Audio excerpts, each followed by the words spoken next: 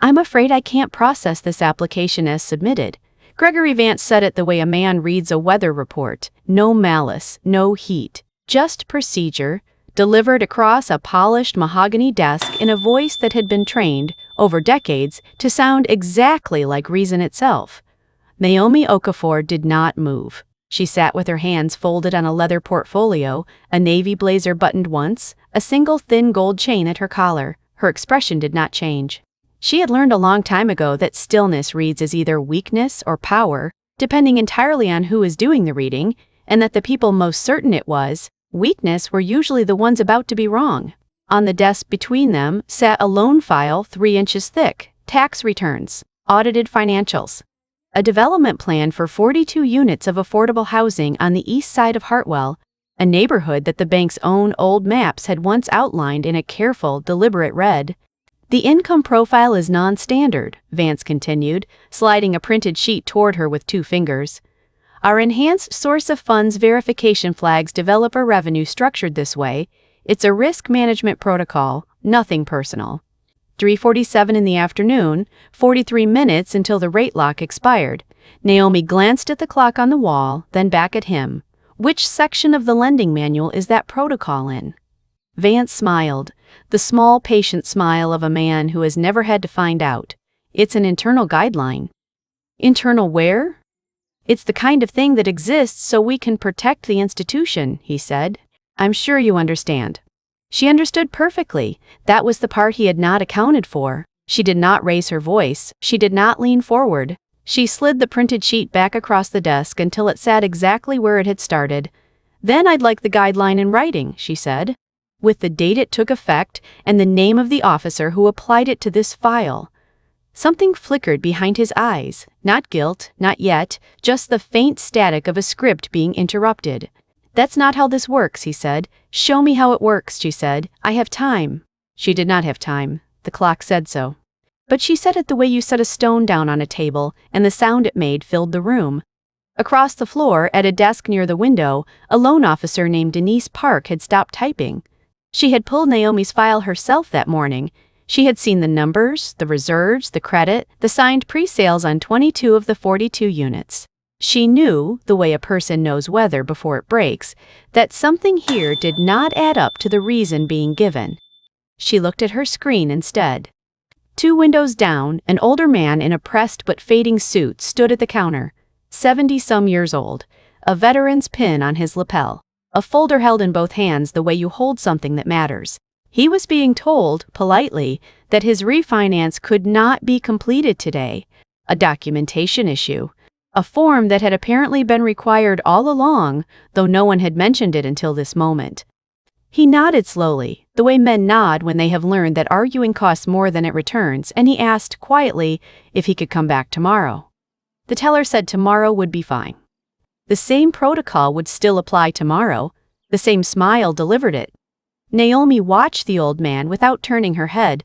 Then she turned back to Gregory Vance, and she waited. When a man behind a desk says nothing personal, who is the sentence meant to comfort, the person being refused, or the person doing the refusing? When a rule has no page number, is it still a rule, or is it a decision wearing the costume of a rule? And what does it mean that the most expensive thing in that room was not the mahogany and not the marble underfoot, but the unhurried certainty of a man who had never once in his life had to wonder whether the protocol was really about him? 8 months earlier, Naomi Okafor sits in a rented office above a laundromat on Crenshaw Avenue where the radiator knocks twice an hour and the whole room smells faintly of dryer sheets and warm lint coming up through the floor. The rent is $1,400 a month, and it is 2 weeks late. The desk came from a corporate liquidation sale for $60, one corner repaired with wood glue and patience. A space heater hums beside her feet because the building's heat shuts off at 9 in the evening, and she is almost never gone by 9. Outside, in the lot, sits a 2011 sedan with 214,000 miles on it and a check engine light she has learned to read as decoration. Her personal checking account holds $812. Her business account holds considerably more, but every dollar of it is spoken for, promised, allocated down to the cent. She does not touch it. She has not bought a new coat in 3 winters. Her phone buzzes on the desk. It is her cousin Marcus. His daughter needs $300 for a deposit or she loses the apartment by Friday. Naomi does not ask why, does not ask when she'll be paid back, does not hesitate for even one breath.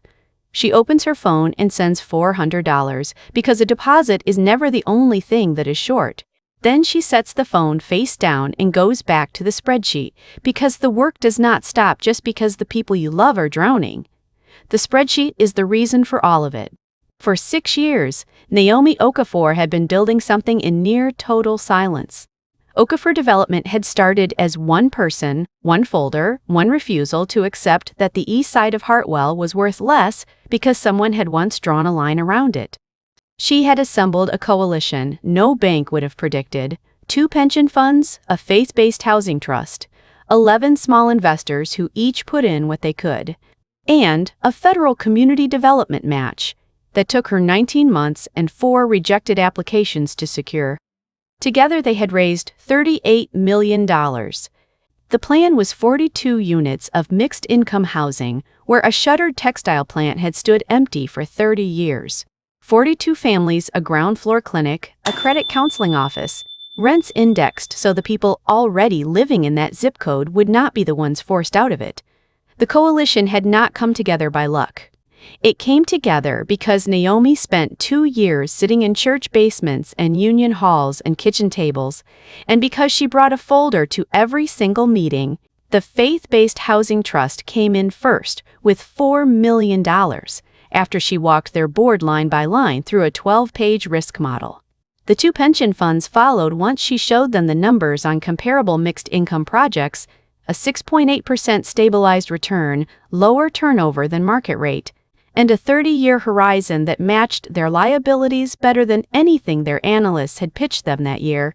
The 11 small investors were the ones she was proudest of, a retired school teacher who put in $15,000, a barber who put in $9,000, a widow who put in exactly $25,000 and asked only that the building have a room where kids could do homework after school. Naomi put that room in the plans the same night. She drew it herself, at the desk above the laundromat, at 2 in the morning. The site mattered, too, in a way that was hard to put on a spreadsheet. The old Hartwell textile plant had employed 400 people at its peak, most of them from the east side before it closed in the early 90s and sat fenced and rusting for 30 years, a monument. Right in the middle of the neighborhood to the idea that the work had left and was not coming back. Naomi had grown up 11 blocks from it. She remembered the gate, and the weeds, and the way the city talked about that part of town as a problem to be managed rather than a place where people lived. The 42 units were not just housing. They were an argument, in concrete and glass, against the maps that had written the neighborhood off. It had cost her things that did not show up on a balance sheet. She had sold her own house in year 3 and moved into the apartment above the laundromat to keep the project's reserve account intact. She had missed her mother's last 2 birthdays to close financing rounds. She had learned to fall asleep doing math. And she had made one strategic decision that almost no one understood at the time. She had built the entire ownership structure quietly through a holding company, her name nowhere near the headlines. Because she had watched what happened to black developers who announced themselves before they were ready, and she had decided that the paper would speak before she did. The news came on an ordinary Tuesday at 10:43 in the morning. She was standing in a laundromat downstairs, moving a load from a washer to a dryer, when her attorney called. The acquisition had closed. Through a chain of trusts and a holding company called Anchor Line Capital, Naomi Okafor now controlled a majority position in Hartwell Financial Group, the parent company that owned, among other things, a regional bank called Meridian Trust. The same Meridian Trust whose East Side branch had been quietly slow-walking her development loan for 11 weeks. The same branch where, 4 decades earlier, a young postal worker named Samuel Okafor had been told he did not qualify for a mortgage on a house he could plainly afford. She did not celebrate. She did not call anyone. She folded the laundry. Then she made one more decision, and it was the kind of decision that defines a person. She would not announce herself to the bank. She would walk into that branch like any other applicant with a clean file and a fair request, and she would let them choose. She needed to see it with her own eyes, not the policy on paper, but the policy in practice, the version that only ever shows up when no one important is supposed to be watching. By the day she walked in, 3 clocks were already running, and all 3 pointed at the same handful of hours. The first was the rate lock. The financing for the entire 42-unit project was tied to a rate that expired at 4:30 in the afternoon. If the application was not approved and submitted by then, the coalition would lose its place in the funding cycle. The rate would reset and the project's margins, already thin by design, would collapse.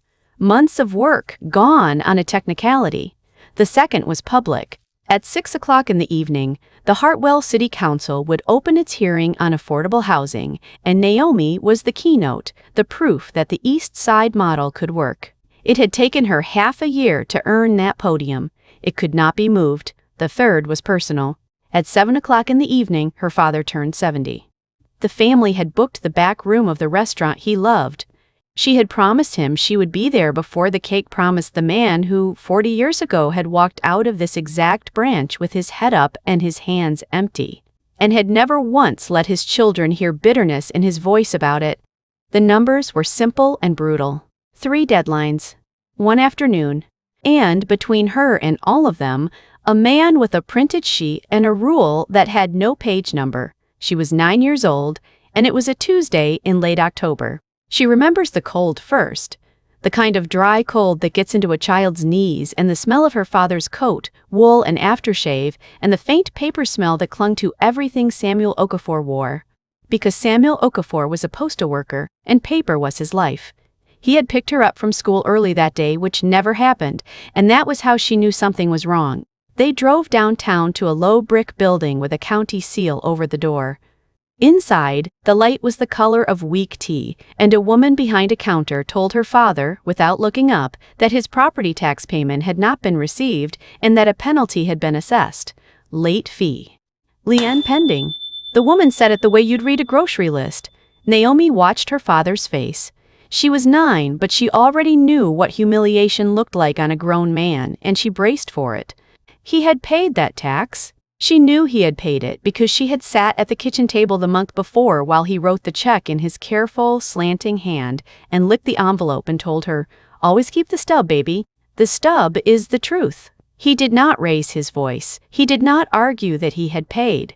He did not ask the woman to believe him, because he had learned, somewhere in a life Naomi was still too young to understand, that being believed was not a thing men like him could count on. Instead, he said, "I'll be back." They drove home. He went to the closet and pulled down a green metal box, and from the box he took an accordion folder.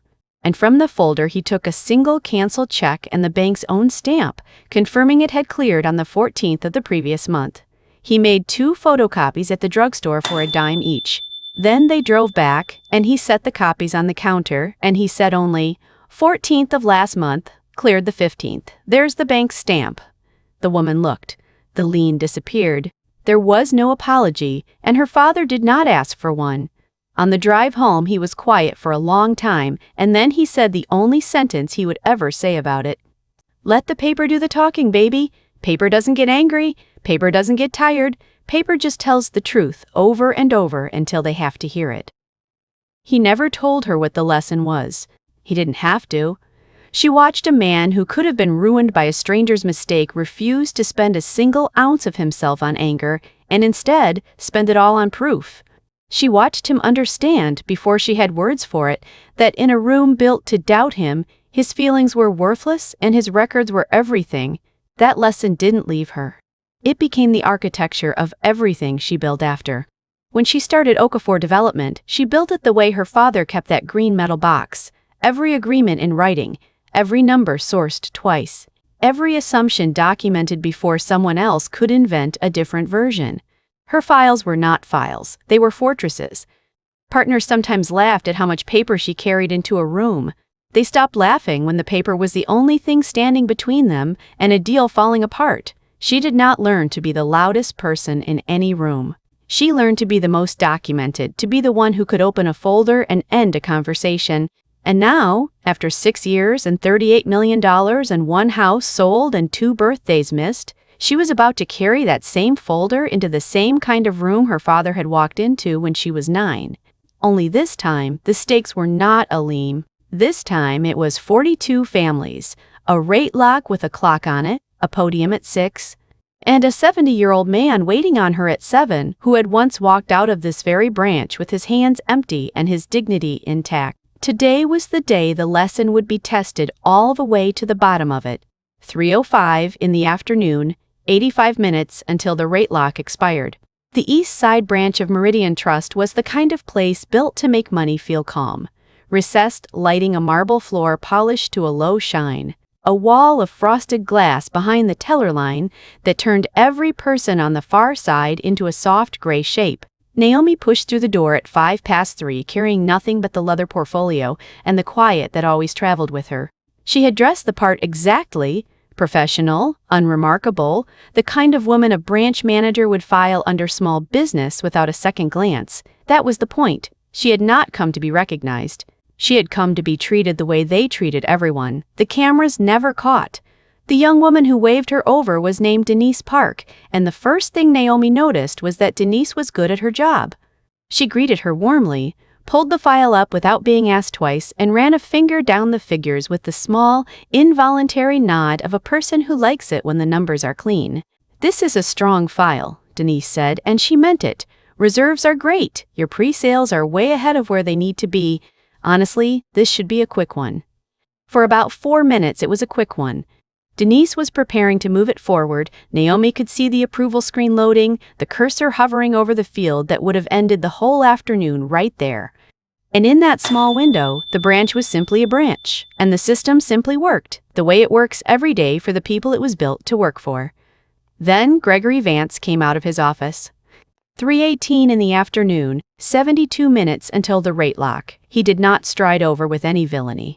That was the thing about Gregory Vance. He never did anything that, taken alone, looked like anything.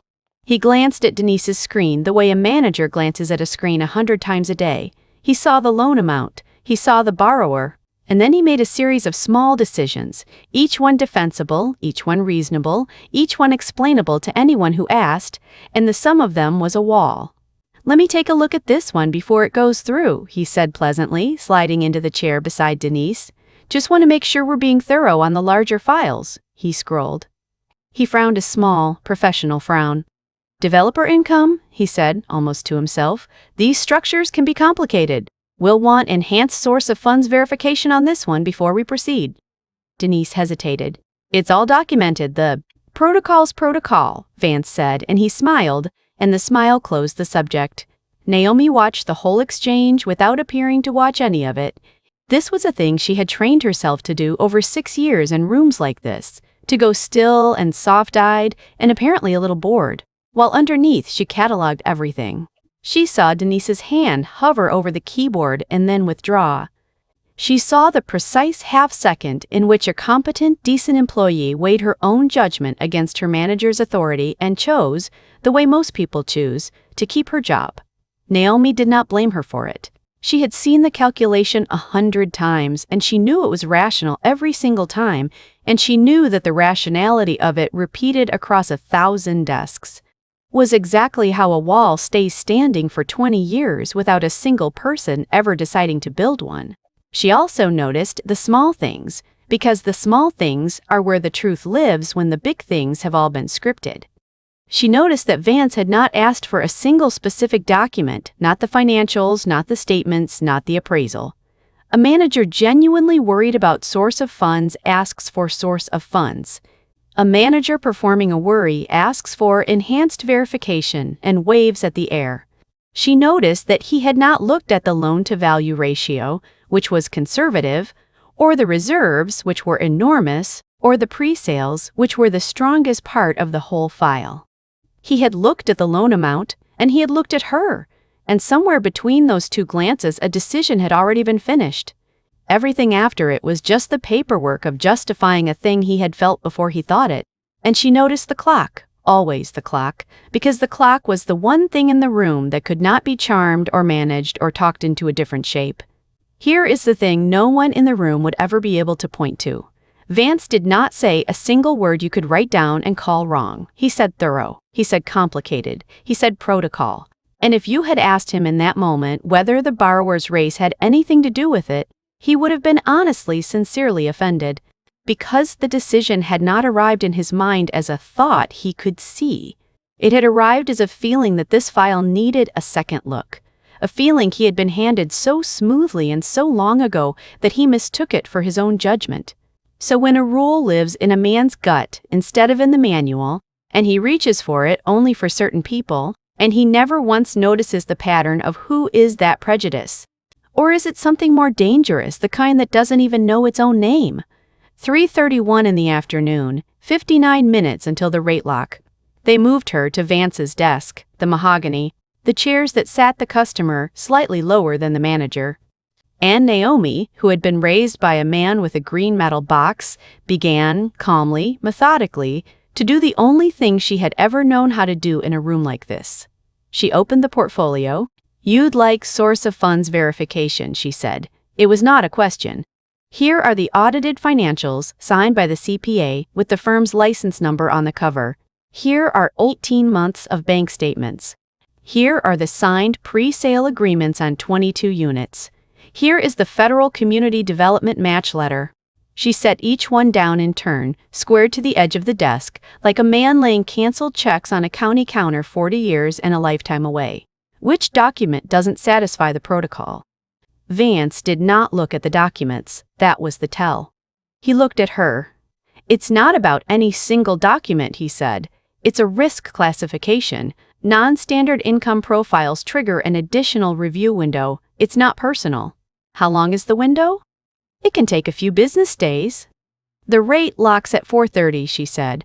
"I understand that's inconvenient." He spread his hands, the gesture of a reasonable man pinned by rules he did not make. "But I have to manage the institution's exposure." She nodded slowly, and she did not argue, because arguing was spending herself on anger, and her father had taught her better than that. She was not upset. She was gathering data. Every sentence he spoke, she filed. The window with no length, the classification with no page, the exposure no one could name. She was building in real time the exact record of a decision that its own author could not see, and she let him keep talking. Because the paper she needed most that afternoon was the paper he was writing for her with his own mouth, and then she saw it. On the monitor, angled half toward her, still open from Denise's screen, a small field at the top of the file had been changed. A flag had been added in the last few minutes. A code, a classification applied to her application, and she would later confirm to a startling number of files from this same zip code. And to almost none from across town. She saw the gap between the reason he was saying out loud and the reason sitting right there on the screen. She saw it clearly, completely, the whole shape of it. She said nothing. Not yet. She let her eyes move off the screen as if she had never looked. Paper doesn't get angry. Paper waits. 3:38 in the afternoon, 52 minutes until the rate lock. She heard him before she let herself look. At the teller line, in the soft gray light coming through the frosted glass, an older man was speaking in the low, even voice of someone who has practiced not being a problem. He was perhaps 74. He wore a suit that had been good once and was still pressed, the lapels a little wide for the decade, a small brass pin on the breast, the kind of pin a man earns and never takes off. In both hands he held a folder, and he held it the way her father had held the accordion folder from the green metal box, like the folder was the part of him that could still be trusted to speak. His name, Naomi would learn later, was Mr. Calvin Reese. He had banked at this branch for 31 years. He was trying to refinance, not to take anything out, just to lower a monthly payment by about $80. Because his pension had stopped stretching the way it used to, and his granddaughter had come to live with him after her mother got sick. And $80 a month was the exact width of the gap between keeping the house and not. The teller was kind about it. That was almost the worst part. She was kind and she was sorry, and she explained that there was a documentation requirement, a verification form for accounts of this type, that unfortunately had not been completed, and so the refinance could not be processed today. Reese asked very politely what the form was because no one had ever mentioned it in 31 years. The teller said she'd have to check. The form, it seemed, was the kind of form that appears exactly when it is needed and disappears exactly when it is not. Gregory Vance was close enough to hear every word of it. Naomi watched him hear it. She watched him decide in the space of a breath that it was not his table and turn the small dial of his attention back to her file, back to the larger number, back to the borrower he had already flagged. Same mechanism, different victim.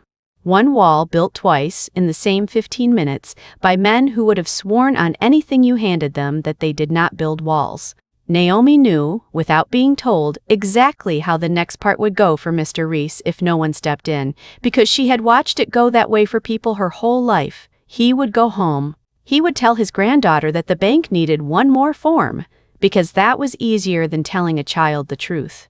He would come back another day and there would be another form, or the same form would have quietly vanished, and either way, the $80 a month would stay just out of reach, and at some point, not dramatically.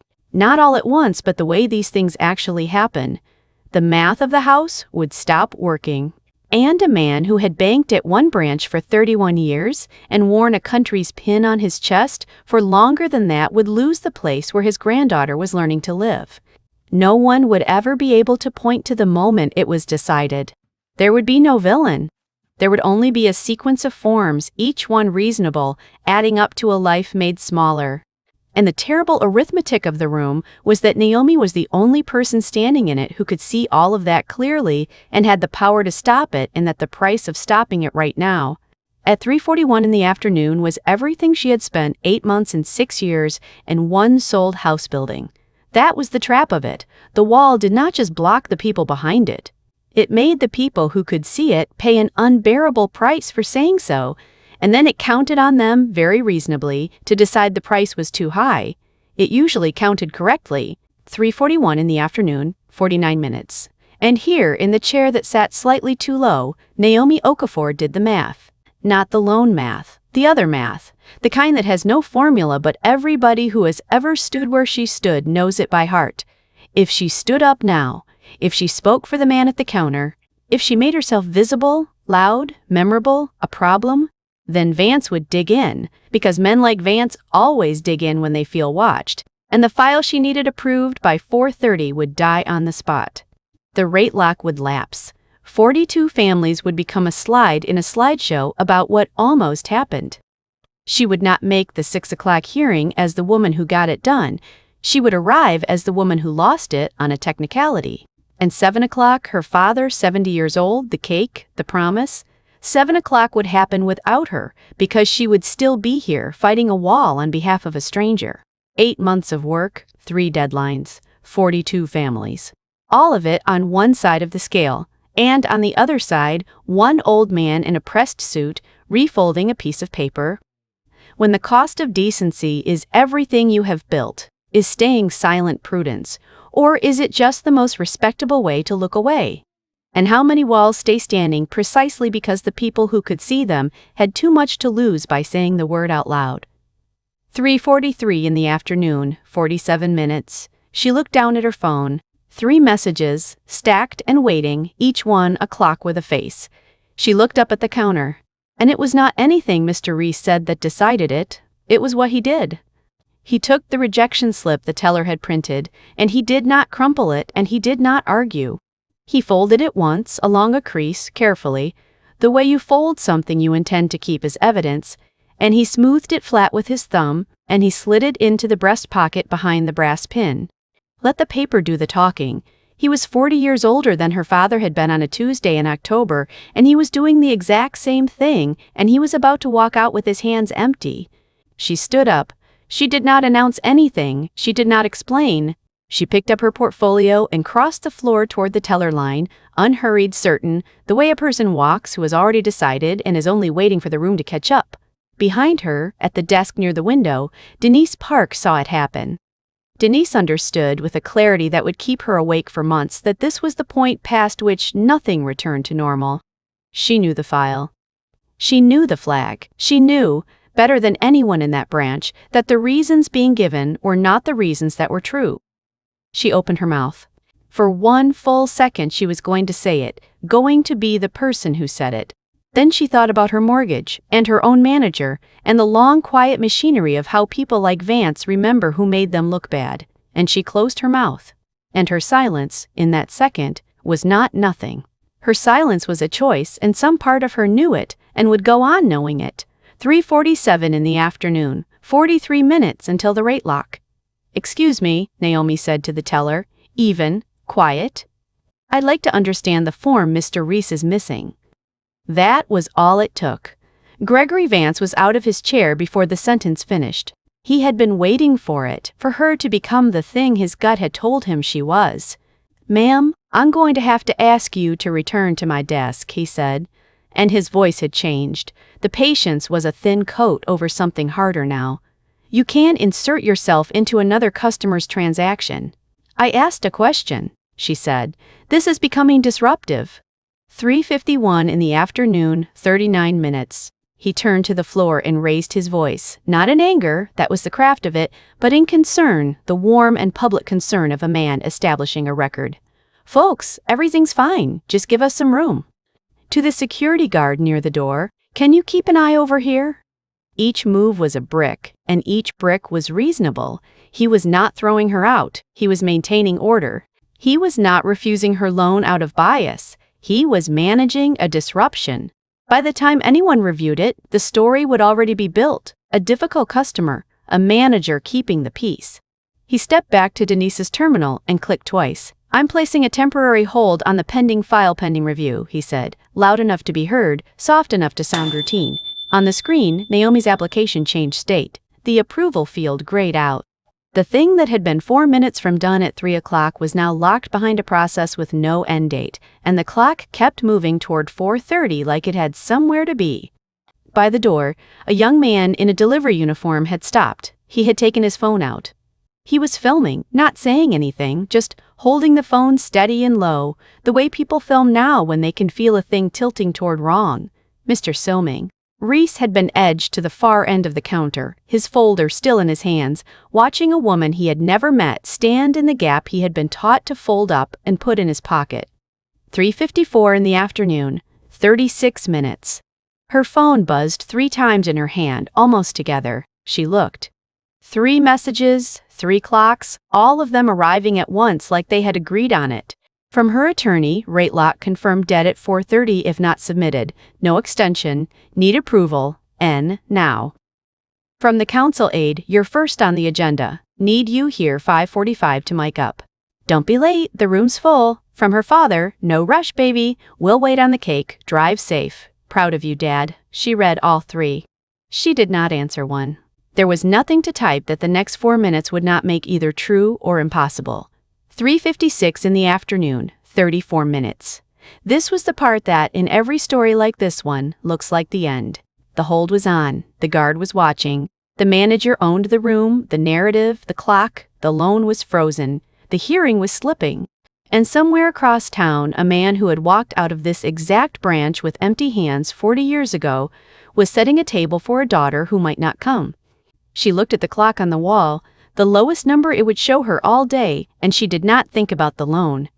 She thought about her father at the kitchen table, licking an envelope, telling a 9-year-old to keep the stub because the stub is the truth. She thought about a green metal box. When everything you can measure is on the line, what is a promise actually worth the loud kind you shout? Or the quiet kind a man keeps for 40 years without ever once raising his voice about what it cost him? Behind her, Vance had picked up the desk phone. He had his back half turned, but the branch was small and the marble carried sound, and he was not as quiet as he believed. "Yeah, the developer file, the East Side one," he was saying. "I'm holding it. Trust me, I've seen this profile before. It's the right call." A pause, a small, certain laugh. "No, no, just being careful." Naomi heard all of it. She did not flinch. She did not turn. She walked, without hurry, back to the mahogany desk where her portfolio still sat. She pulled out the chair that had been built to sit a customer slightly too low. She sat down in it anyway, and she opened her laptop. 3:58 in the afternoon, 32 minutes until the rate lock. She turned the laptop around. She did not stand. She did not raise her voice. She simply rotated the screen on the mahogany desk until it faced Gregory Vance, and she folded her hands beside it, and she waited for him to read. "Before you read it," she said, "I want to be clear that everything I asked for today was a lawful loan with a complete file under your own published terms. I want that on the record, because the record is the only thing in this room that's going to matter in a minute. On the screen was a document, clean letterhead, a reference number in the upper right. Vance's eyes moved across it the way a man's eyes move when his brain is still insisting on the old version of reality. That's a certificate of change in control, she said. Filed with the state banking commissioner. Approved at the federal level 8 months ago. It records that an entity called Anchorline Capital acquired a controlling interest, 58.4%, in Hartwell Financial Group. She paused. She let the room go quiet around the number. Hartwell Financial Group is the bank holding company that owns Meridian Trust. It owns this branch, Mr. Vance. It owns the chair you're sitting in. She clicked once. A second document. That's a board resolution. It's a letter of appointment, effective this morning at 9:02 in the morning, naming the incoming chair of that holding company. She turned the screen a half-degree more so he could not look away from it without making a decision to look away. The name on the appointment is mine. She did not say anything else for a moment. She had learned, from a man with a green metal box, that you do not have to fill the silence after the truth. You let the paper do the talking, and you let the other person's mind do the rest of the work, which is always slower and louder than anything you could say out loud. What that means, Mr. Stursay, Vance, she said finally evenly, the way you read a clause in a contract is that for the last hour you have been declining a loan, holding a file, and calling security on a customer who, as of 9 o'clock this morning, is the controlling owner of your bank. I want to be precise, because precision matters here. I'm not telling you this to frighten you. I'm telling you because it's true, and because in about 90 seconds it's going to be the most relevant fact in your professional life. 3:59 in the afternoon, 31 minutes until the rate lock, he started to speak. She raised one finger, not unkindly, and clicked again. This is the part that isn't about you, she said. The third document was a spreadsheet, dense, audited, footnoted. When I took control 8 months ago, the first thing I commissioned was a fair lending audit of this institution, independent, anonymized. I didn't tell anyone it was running. She turned the screen. Here is what it found. Applications from the 4 zip codes on the east side of Hartwell were routed to enhanced verifications 4.1 times more often than applications from the west side, controlling for income, credit score, and loan size. Approval times ran, on average, 19 days longer. Denial rates ran 2.6 times higher. And there is one internal flag code, the exact code that was added to my file at 3:18 this afternoon and to Mr. Noon, Reese's account this morning, that appears on 31% of East Side files and on less than 2% of everyone else's. She let that one sit too. This isn't about today, Mr. Vance. Today is just the day someone happened to be standing in the room with the data and the authority to do something about it. The wall you built this afternoon, you've been building for years. You just never had to see the blueprint. His face had begun to change, not to guilt, not yet, but to the slow gray dawning of a man recalculating his entire understanding of himself in real time. He reached finally for the only door left. You set this up, he said. You planned this. You came in here to... I requested a lawful loan, she said, and I asked you to follow your own policy. That's all I did. The rest of it was your choice. Every brick was yours. She held his eyes. I didn't build the wall, Mr. Vance. I just walked up to it like everyone else and watched you decide whether it was there. Then she turned deliberately to the desk near the window. Ms. Park? Denise stood up so fast her chair rolled back. My file is complete and it meets every term. Remove the hold, approve it, and submit it before the rate lock. You have 30 minutes. Naomi's voice held no warmth and no blame. It held only the work. And Mr. Reese's refinance, there is no missing form. There was never a missing form. Process it at the rate he qualifies for. Today. She paused. I'm not asking you to apologize for anything. I'm asking you to do the job correctly, starting now. That's the only thing any of us can actually do about yesterday. Denise's hands were already on the keyboard. Then Naomi crossed the floor to the far end of the counter, where an old man in a press suit stood holding a folder, watching all of this with an expression she would remember for a long time. Mr. Reese, she said quietly, I'm sorry you had to wait. It's being fixed right now, the real way, with your name on it. She did not make a speech of it. She opened her phone, sent 2 instructions to the branch system she now technically owned, and within 90 seconds the slip in his breast pocket was worth nothing because the thing it had denied him existed: $80 a month. The exact width of a gap. No one had to ask anyone for permission. That was the whole point of the morning's paperwork. 4:09 in the afternoon, 21 minutes until the rate lock. She closed the laptop. She looked one last time at Gregory Vance, who had not moved.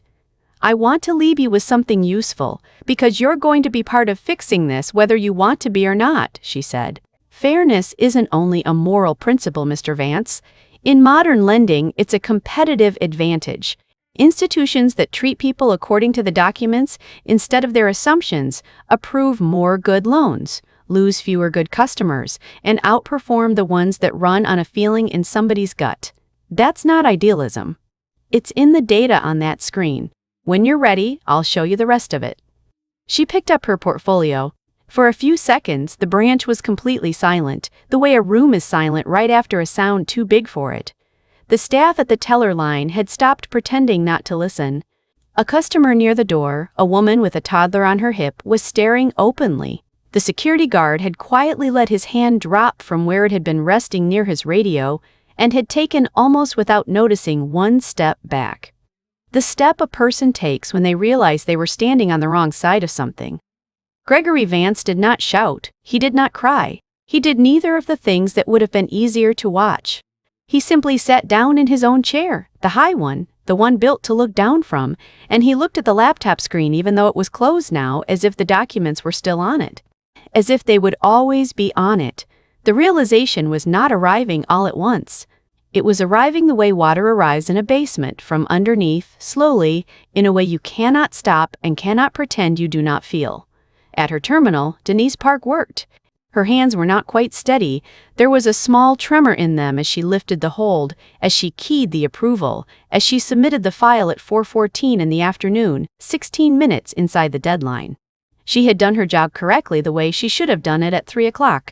And the fact that she had needed someone to make her do it was a weight she felt settle onto her shoulders even as the confirmation screen turned green. She had been 1 second from saying it earlier. 1 second. She would think about that second for a long time. Mr. Calvin Reese did not weep. He was not a man who wept in banks. He took the folded slip out of his breast pocket, the one he had smoothed flat and saved like evidence, and he looked at it, and then he did something small and final. He folded it once more in half and dropped it in the wastebasket by the counter. He did not need the evidence anymore. The thing it recorded had been undone. He nodded once to Naomi, the particular nod one careful person gives another, and he said only, "Thank you, miss," and the brass pin on his lapel caught the light as he turned to finish his paperwork. By the door, the young man in the delivery uniform looked down at his phone. He had filmed all of it. His thumb hovered over the screen. He could feel what he was holding. After a moment, he stopped recording and he did not delete it. And he slid the phone into his pocket and went out the door with a decision already half made about what the rest of the city was going to see. Naomi Okafor walked out into the 4 o'clock light with her portfolio under her arm and did not look back. She was not thinking about the loan. The loan was done, the file was in, the 42 families existed now in a way they had not existed that morning. She was not thinking about Vance. And she was not, despite everything, thinking the word one, because the word never felt the way people imagined it would. She was thinking about a restaurant across town and a back room and a cake, and a 70-year-old man who had once walked out of this exact branch with empty hands and had never let his children hear him be bitter about it. She took out her phone. She called him. He picked up on the second ring, the way he always did. "Hi, Dad," she said. "I'm on my way." Denise Park does not work at the teller floor anymore. 3 months after the afternoon that rearranged her sense of herself, she sits in a small office on the second floor with a new title on the door, Fair Lending Compliance Officer. She asked for the role. No one offered it to her. The thing she built there is unglamorous and permanent. A rule that any enhanced verification flag on any file now has to cite the exact page of the lending manual that authorizes it, and gets logged automatically to an audit trail that a human being reviews every Friday. A flag without a page number simply will not save in the system. She wrote the code requirement herself. She still thinks about the 1 second when she almost spoke and didn't. And she has decided that the only honest thing to do with that second is to make sure no one on her floor ever has to depend on a stranger's courage again. The weight has not left her. She has just learned to carry it forward instead of away. Gregory Vance was not fired that afternoon, and he was not fired the next day. He was placed on administrative leave pending an independent review because the new ownership had been very clear that the institution would do this the right way or not at all.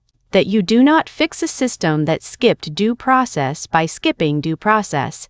The review took 4 months. It found something more uncomfortable than a single bad man. It found that the flag he had reached for had been quietly taught, branch to branch, manager to manager, for the better part of 2 decades. A habit dressed up as judgment, never written down, never owned by anyone. Vance was removed from all lending authority. He was offered, instead of dismissal, a documented path back through retraining on the condition that he helped map exactly how the informal practice had spread. Some people thought he got off easy. Naomi thought it was the only outcome that actually made the next branch safer. Revenge would have ended with him. Accountability had to end with the pattern. Mr. Calvin Reese is still in his house. The $80 a month turned out to be exactly enough, the way he had always said it would be. His granddaughter started 9th grade in the fall. Every so often he comes into the East Side branch to deposit a check in person because he is a man who likes to do certain things in person. And there is a young loan officer there now who knows his name before he reaches the counter and who calls him Mr. Reese, and who has never once mentioned a form that does not exist. The branch itself changed in ways you can count, which is the only kind of change that lasts. In 3 months, enhanced verification routing for the 4 East Side zip codes fell from 4.1 times the West Side rate to 1.2. The average approval time gap dropped from 19 days to 3. The internal flag code that had appeared on 31% of East Side files was retired entirely. Lending into the previously redlined zip codes rose by $22 million in a single quarter. And here is the part that ends the argument. The default rate on those new loans came in at 1.1%, below the bank's overall portfolio average. The people behind the wall had always been good loans. The wall had just been very expensive at telling everyone they weren't. The delivery driver's video did not stay in his pocket. It went up that night, and within 2 weeks it had been watched a little over 14 million times. It did what these things sometimes do and usually don't. It turned into something with edges. The state legislature opened a hearing on algorithmic and informal flagging in consumer lending. A bill was drafted, modest, imperfect, real, requiring that any automated or discretionary review flag be traceable to written policy. 2 other regional banks quietly audited their own systems before anyone made them. None of it was a revolution. All of it was more than there had been. The smaller ripples were harder to measure but maybe mattered more. A community college 2 towns over started using anonymized excerpts of the fair lending audit in a business ethics course. A loan officer at a rival bank, no connection to any of this, quietly emailed her own compliance department a list of 3 flags she'd never questioned and asked where, exactly, they were written down. And in the East Side branch, something changed in the way people stood at the counter. Word had gotten around. People who had spent years approaching that building braced for a no started, slowly, to ask for the page number themselves. Not because they had a certificate in their bag, because someone had shown them, once, that the question could be asked out loud, and that the silence on the other side of it was not the same thing as the truth. Naomi Okafor does not run Meridian Trust. She hired people for that, good ones, and then she got out of their way, because she had learned long ago that the work is not the spotlight. These days, she sits in a real office now with a window in a building her own company owns, and on the desk, incongruous among the clean glass and the framed renderings of the next 42 units in the next forgotten zip code, sits an old green metal box. She made it to the cake that night, by the way. She walked into the back room of the restaurant at 6:51, 9 minutes early, and her father stood up, and he did not ask how the loan went, because to him she had stopped needing to prove anything roughly 30 years ago. What she kept from that whole long afternoon was not the look on Gregory Vance's face. It wasn't the loan, or the headlines, or the number of times the video got shared. What she kept was a question, and the question is the reason she has not slowed down. Here is what the story proved. It proved that a wall built quietly over 20 years can come down in 20 minutes. It proved that systems can change, that accountability can win, that dignity is not just an idea you put on a poster, it's measurable, it's in the data. It shows up in approval times and default rates, and the number of families who got to stay in their zip code. Something good happened in that branch, something real changed. None of that is small, and none of it should be waved away. But the story proved something harder to celebrate too. Naomi Okafor won that afternoon. And she won because, at 9:02 that morning, she had become the majority owner of the bank. She won because she had a certificate of change in control in her portfolio and a fair lending audit on her laptop and the legal authority to turn a screen around and end an argument. She walked up to the same wall thousands of people walk up to, and she walked out whole because she was carrying something almost no one carries. So what about everyone who isn't? How many systems only change on the rare day that someone with real power happens to experience firsthand the thing everyone else lives with quietly? How many people walk through that same door on that same afternoon with a complete file and a fair request and a rule with no page number waiting for them and no certificate in the bag? No authority to turn anything around, no choice but to fold the slip along the crease and smooth it flat and put it in their pocket and walk out with empty hands? And what does it say about all of us that the story we tell most often, the one that gets 14 million views, is the one that ends in a reveal and not the 10,000 that end every single day in silence? Maybe the point of a story like this one is not to make you cheer when the screen turns around. Maybe the point is to make you notice how much had to be true for it to turn at all, and to ask why decency for so many people still depends on someone powerful happening to be in the room. The wall doesn't need a villain. It only needs everyone else to keep folding the paper and putting it away. So the next time you're in the room, and you will be on one side of it or the other, the only question that really matters is whether you'll need a certificate of change in control in your pocket before you're willing to ask the man behind the desk for the page number. At Quiet Power Stories, we don't soften the emotion or dilute the message.